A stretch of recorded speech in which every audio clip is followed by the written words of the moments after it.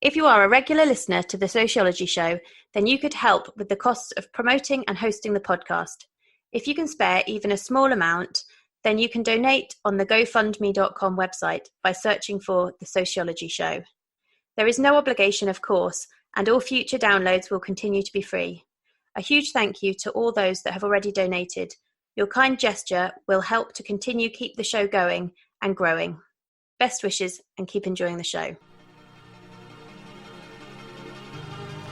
Hi, you're listening to The Sociology Show, a podcast about absolutely anything to do with the wonderful world of sociology.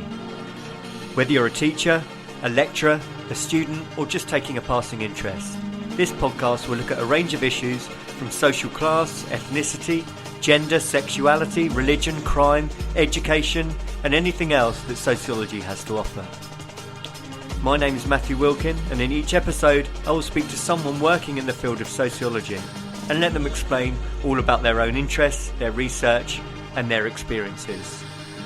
So put your earphones in, turn the volume up, and let's be sociology geeks together, eh? Hello and welcome to the Sociology Show podcast. My guest for this episode was Dr. Lucy Neville from the University of Leicester, and Lucy is best known for her book Girls Who Like Boys, which is research on women who are interested in or like to watch male-on-male pornography. So a pretty niche area, I think you'll agree, but a very interesting and fascinating one. If you are easily offended, this does contain some explicit themes. So if you are easily offended by such things, then maybe this isn't the podcast for you. But for the rest of you, I'm sure you are going to be interested.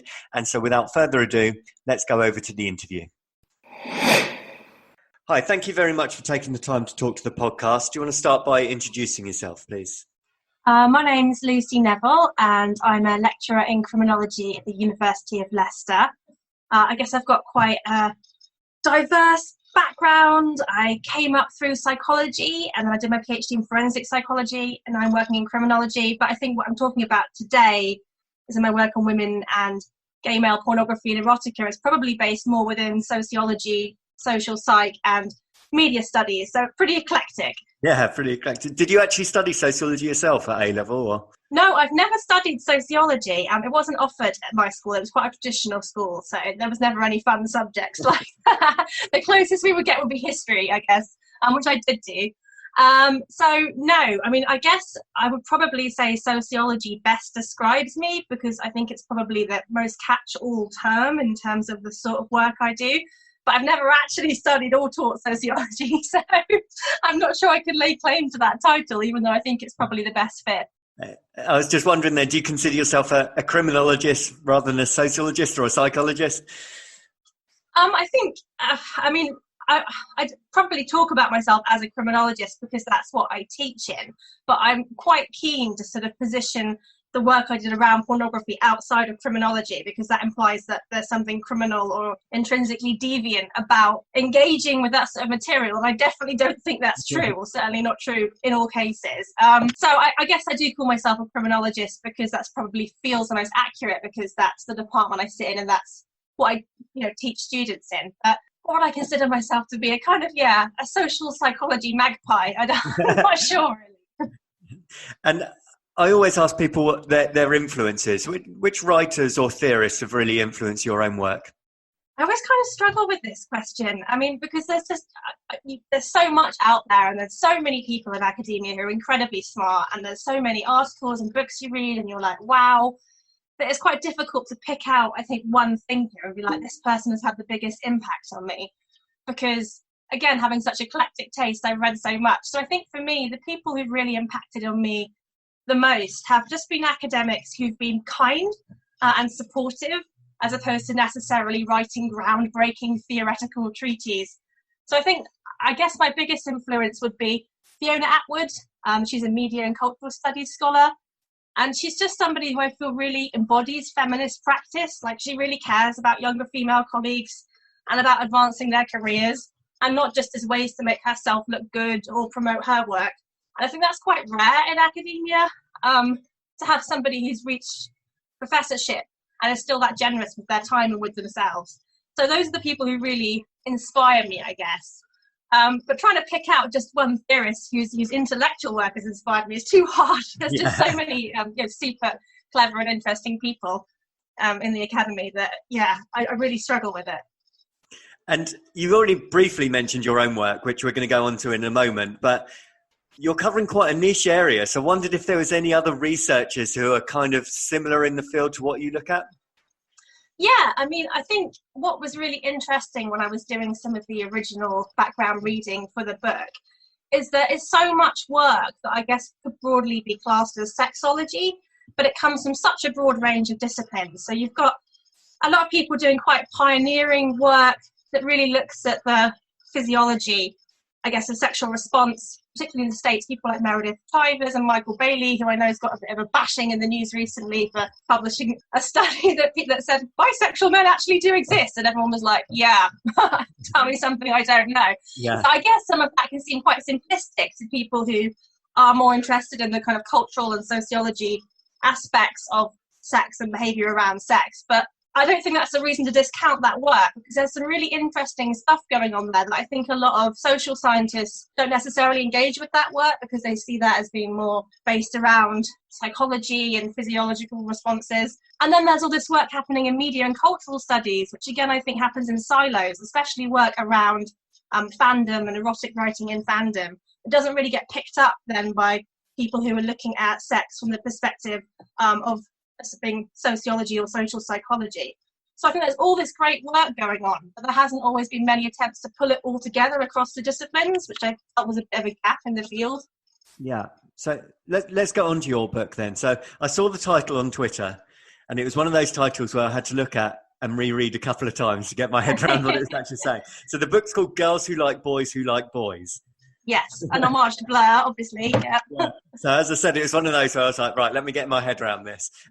So do you want to tell us about the research? How did it start to begin with?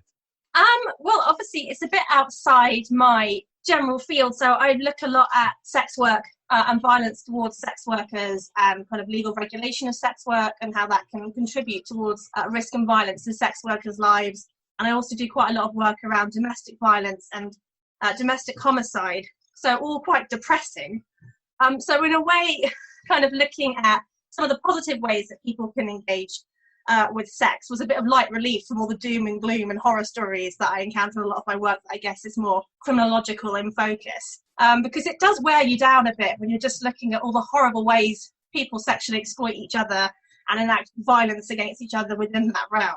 So I think sometimes it's nice to be like, hey, remember, sex can also be fun and it can also be positive and it can also bring about really positive social change. So it was kind of a hobby project for me, really, because it's something I've always been interested in. I'm a creative writer, and I write a lot of erotic fiction, and then I write a lot of fan fiction, and I write/fan fiction with two or more male characters. So I sort of had looked into it from an academic perspective because I was interested in what it might tell me about me, really.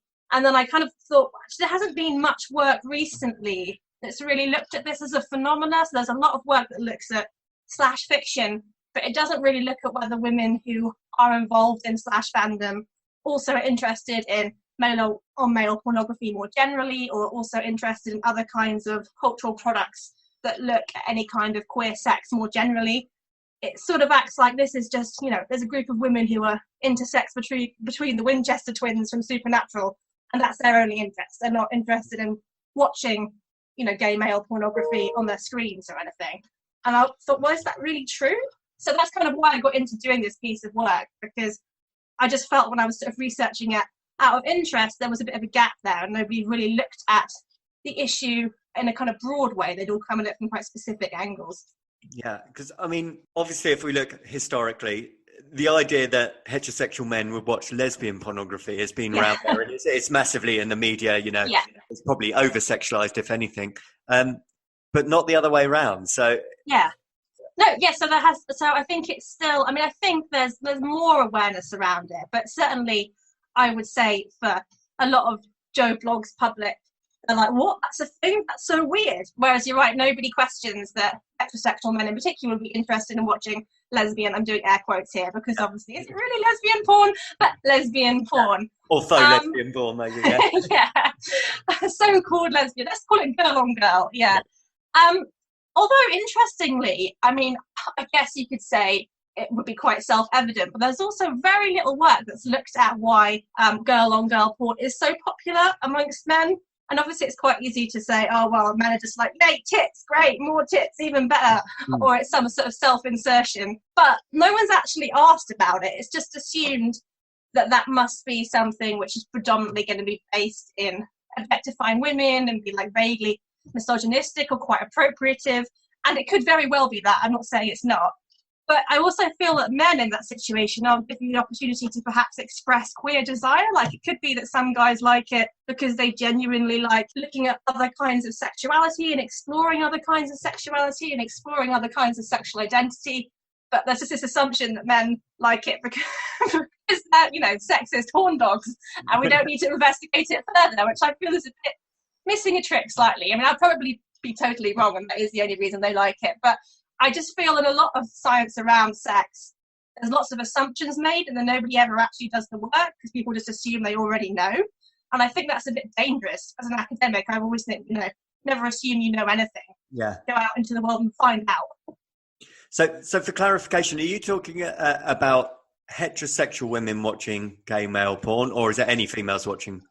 Any female. So the majority, so I spoke to over 500 women, and the majority in my sample weren't heterosexual. There was a big chunk of women who were heterosexual. I think it was like 46% of the sample were, something like that. But the slim majority identified as something other than heterosexual, tended to be bisexual or pansexual or asexual. But there was also a proportion of women who identified as lesbians in my sample who still enjoyed watching men together in a pornographic setting. And so you said 500 women. How did you collect your data? Was it all interview-based? It was a kind of very long questionnaire. It went against all the principles of social science, okay, in so much as I think it would take you about 2 hours to fill it in properly. But my participants were incredibly generous with their time. So interviews, focus groups, and this questionnaire. So it was kind of mixed methods in that sense. Yeah. And what sort of diversity of sample? How old were the women you were talking to? So the age range, I mean, kind of clustered around the 20s and 30s, as I guess you might expect, but it was quite broad. I had women in their 60s as well. You had to be over 18 to take it. Yes. So there were, you know, younger women and also quite a few older women. So I think in terms of age, it was quite diverse. In terms of sexuality, it was quite diverse. It wasn't really that diverse in terms of ethnicity per se. So I do think there's a caveat here that for the large part, this is looking at how white women in Western contexts engage with gay male pornography and what they like about it, what they like about reading gay male erotica. So I think, yeah, the study is quite limited in that sense. But on other demographic aspects, I'd say it was pretty broad. And so, to start with, was there a kind of taboo attached to it? You know, if a male said that he watched girl-on-girl porn, I don't think anyone would bat an eyelid. No. Was there quite a taboo for females to firstly admit that they did view such pornography? Yes, and I think that was something which did vary quite a lot according to age. I don't think it's so much with people who've kind of grown up with Tumblr and having those sorts of online forums where they feel they can talk about sexuality and sexual preferences quite openly. And bearing in mind that I recruited through the internet, I guess most of my participants were quite internet savvy. I think for that younger generation, it was much less of a big deal. But a lot of the older women in their responses talked about, feelings of shame, how they kept their preferences for porn completely private, didn't even discuss it with their partners or their close friends. Women who'd written slash fiction or male erotica, talking about how they felt if that ever got out, they'd lose their jobs, that it would threaten their kind of position within the community. So I think certainly for the older generation, there was a huge sense of stigma and sort of shame around it. But that noticeably fell away as you sort of ended up speaking to people in their 20s, where they felt much less threatened by the prospect of being known as somebody who was into that kind of thing. Yeah, that's really interesting. And I wondered for people that did view that, was it just curiosity as opposed to a fetish, if you like? How they got into watching it in the first place? I just wondered if it was something that they watched in a broader scheme of lots of different pornographies. I see. Right, yes. Yeah. So the vast majority of women I spoke to also watched other kinds of pornography, heterosexual porn, lesbian porn, all sorts. They also read other sorts of erotic fiction. And in terms of engaging with more traditional literature, basically they like romance novels. They were happy to read lesbian romance novels, straight romance novels, gay romance novels. So certainly it was part of a broader repertoire of consuming erotic media that included all sorts. But when I asked, what do you prefer? Overwhelmingly, their favourite genre, if you can call it a genre, was two men together. That's really interesting. It's really interesting. And so, as you said, there was nothing particular about the types of females in terms of their sexuality. They were from a cross-section themselves.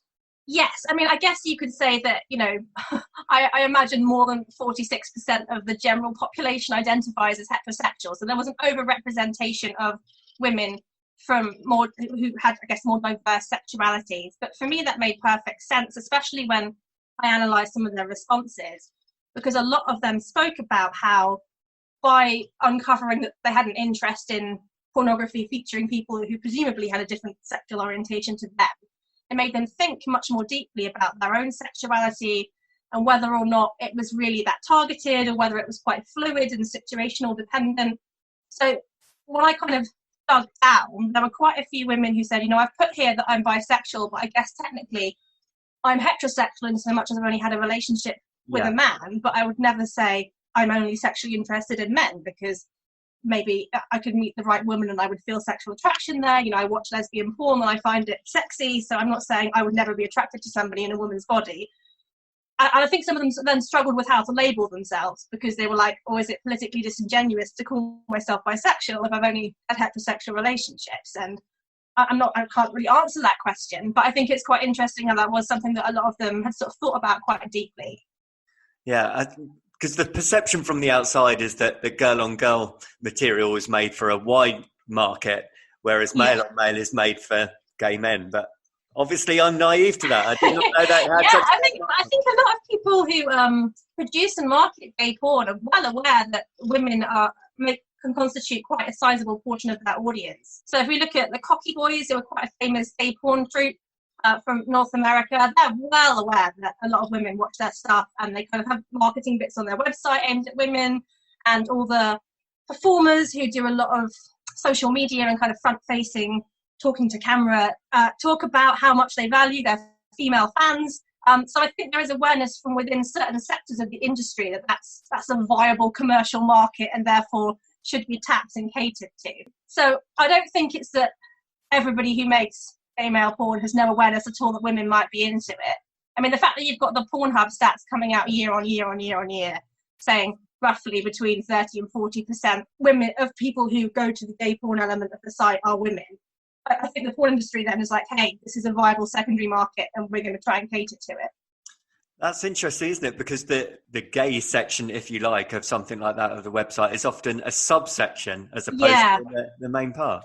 Yeah, which I think is quite problematic, really, because it sort of definitely implies that this is some sort of silo and that nobody who doesn't identify as gay would be interested in watching that kind of porn, whereas you've got all manner of kink packed into the general section, like, everyone could be interested in these wide-ranging fetishes and kinks, but if you're gay, that's a separate thing that definitely wouldn't have anything to do with anything else in your sexual identity. Which is not great. It's slightly homophobic. Yes, it is actually, the more you think about that.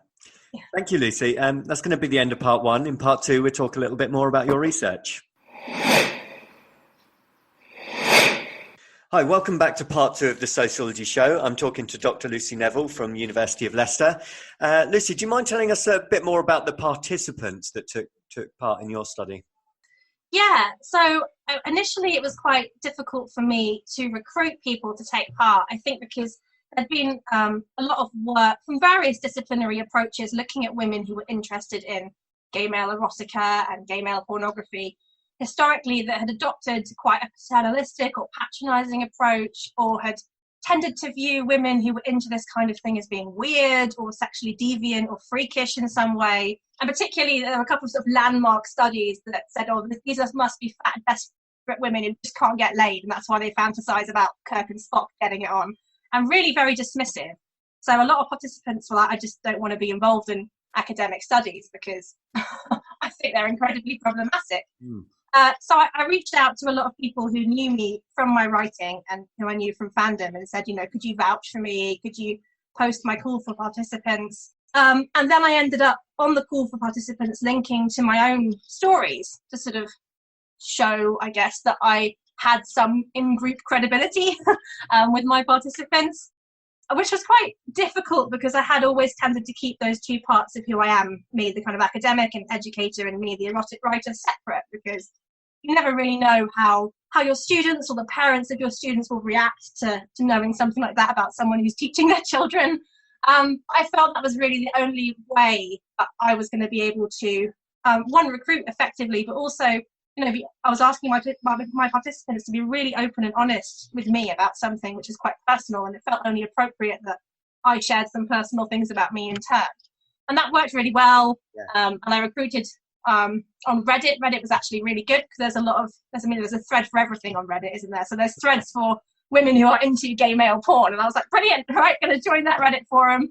And again, there I linked to my stories to make it clear that I was coming at this as an insider researcher, as much as one can ever be, as opposed to somebody who was interested in, fetishizing them or making them look like a bunch of weirdos or something.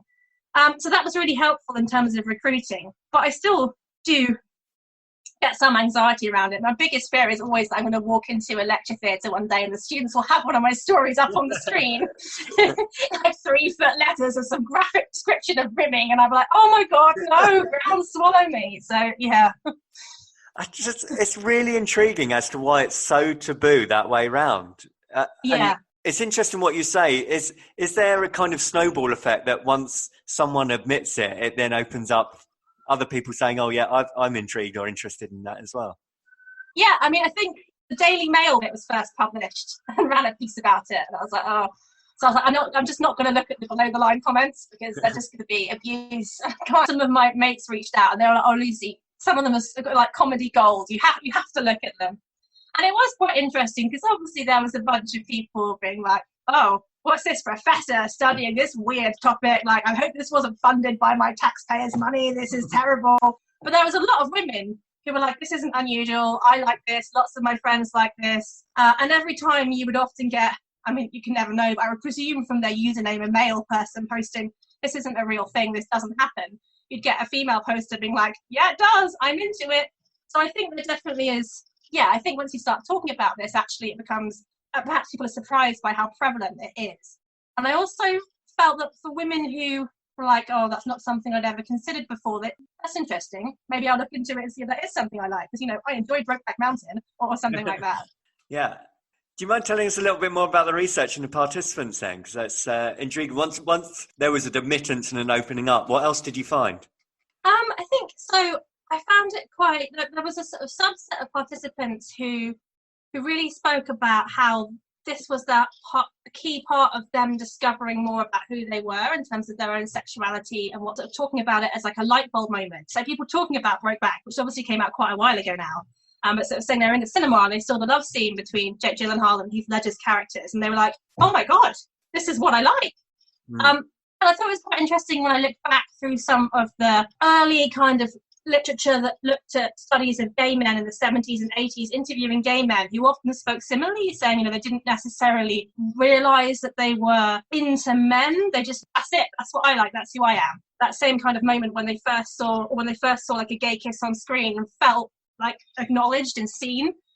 So quite a sort of similar process. And some of the stories were really sad. There was a woman who was talking about how she'd, got married to a man and been in a heterosexual relationship her whole life. And at this point, she was in her late 50s, and she just assumed that essentially she was asexual, and she would have sex with her husband because it was what you did, but she just kind of was like, well, I don't like sex. That's fine. She'd come to terms with it. And then she said she watched Brokeback Mountain, and it was like a fire lit inside her. And she said if only that had happened to her when she'd been in her 20s or 30s, it could have been something she could have explored with a partner, or maybe something she could have told her husband about if it had been when they were a bit younger, and something they could have explored together.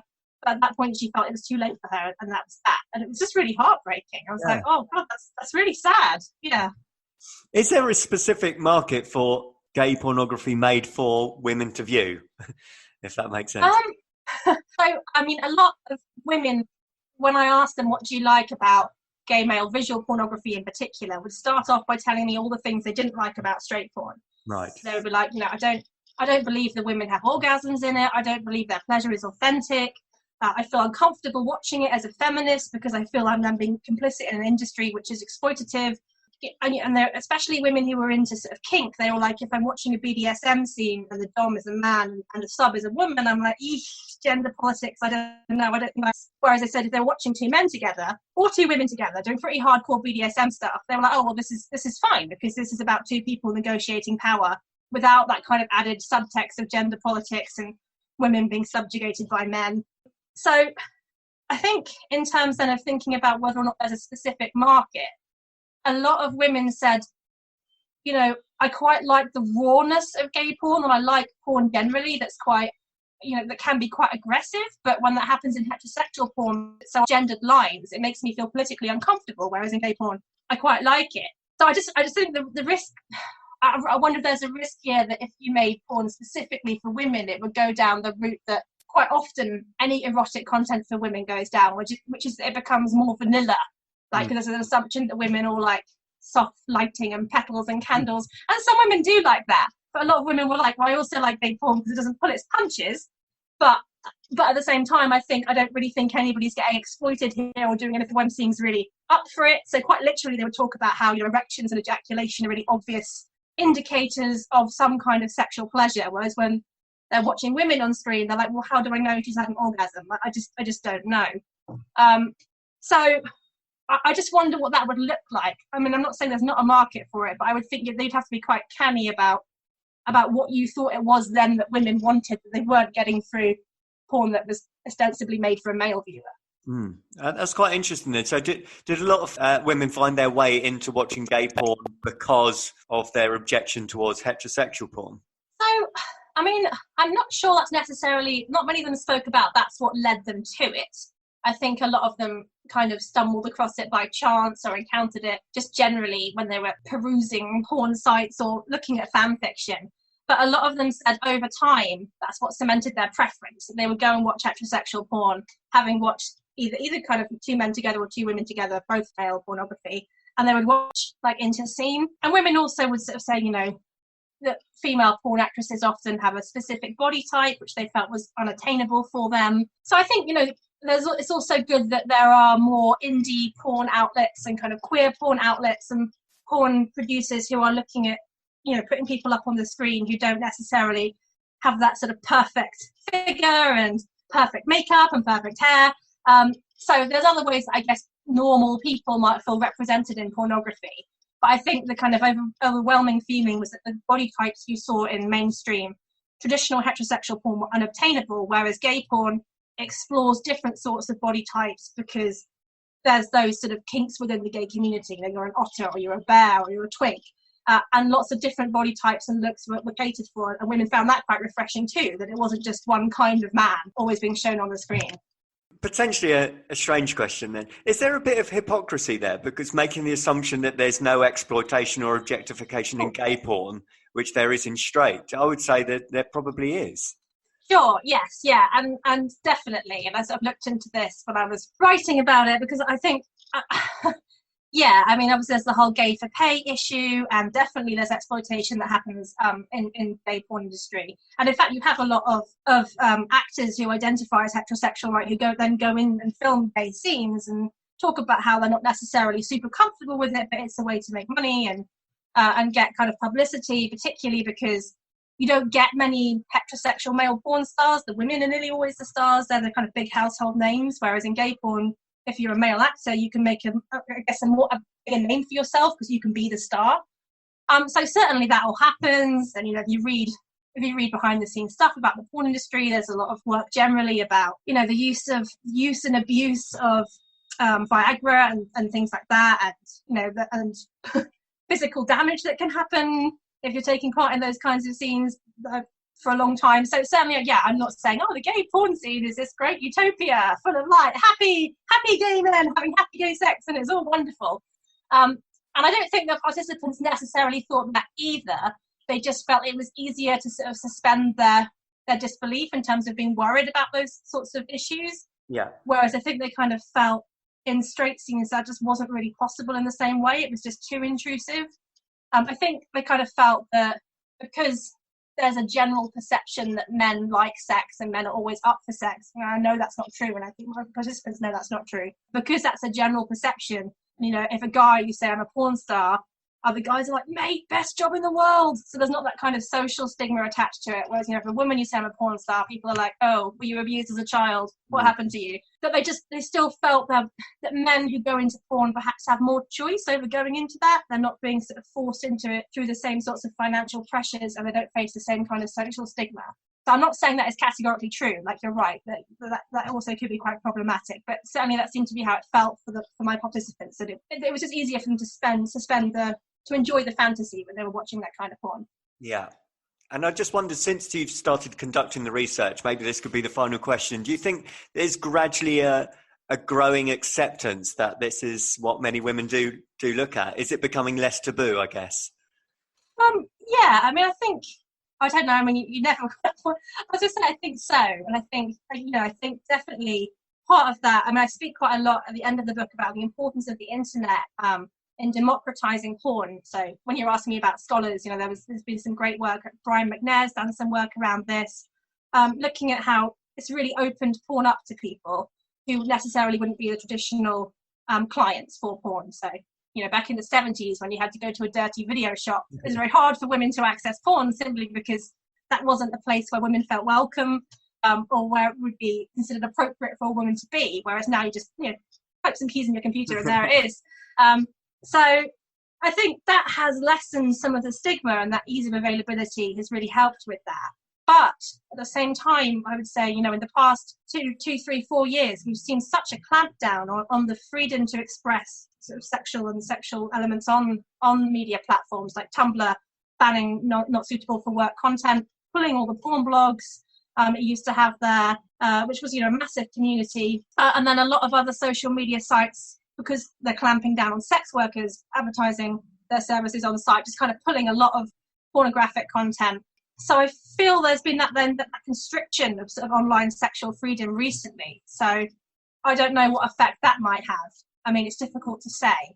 I think 50 Shades, even though I think it's an awful book, has done a lot of work for generally promoting the idea that women like sex and women like kink, and we don't all just want to read, a couple of euphemistic passages in a Mills and Boon novel. We can handle pretty full-on sex scenes, but I'm not sure we're there yet with the idea that women would be into things which are not still conventionally heterosexual. I'm not sure, but hopefully we'll get there.